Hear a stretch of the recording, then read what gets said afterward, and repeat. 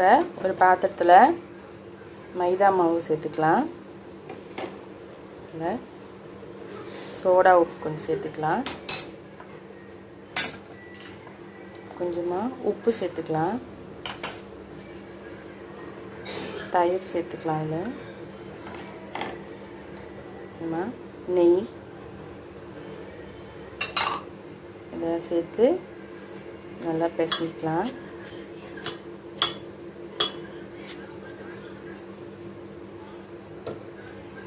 கொஞ்சமாக தண்ணி சேர்த்து பிசைஞ்சிக்கலாம். பிசைஞ்சிட்டு பார்க்கலாம். இது மாதிரி பிசைஞ்சிக்கலாம். மாவு ரொம்ப டைட்டாக இல்லாமல் ரொம்ப லூஸாக இல்லாமல் இருக்கணும்.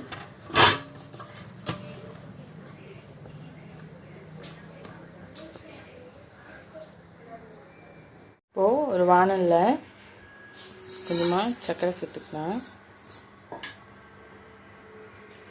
கொஞ்சமாக தண்ணி சேர்த்துக்கலாம்.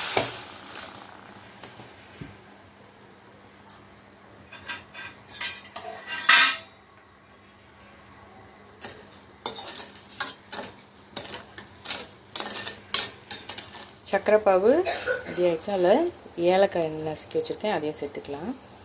இப்போ சர்க்கரை பாவை அடுப்பை ஆஃப் பண்ணிடலாம். போதும். பிசைஞ்சு வச்ச மாவை சின்ன சின்ன உருண்டையாக எடுத்துக்கலாம். இப்போ சின்ன சின்ன உருண்டையாக உருட்டிட்டு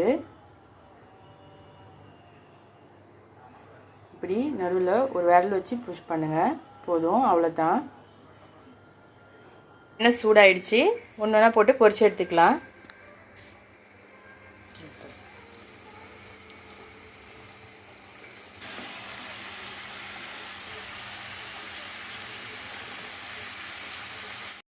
இப்போது பொரிச்ச பாதுஷாவை வெது வெதுப்பாக இருக்கக்கூடிய சர்க்கரை பாகில் சேர்த்துக்கலாம்.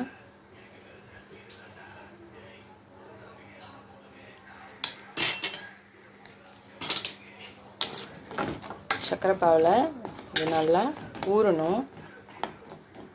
சூப்பரான பாதுஷா தயாராகிடுச்சு. ரொம்ப டேஸ்டான பாதுஷா.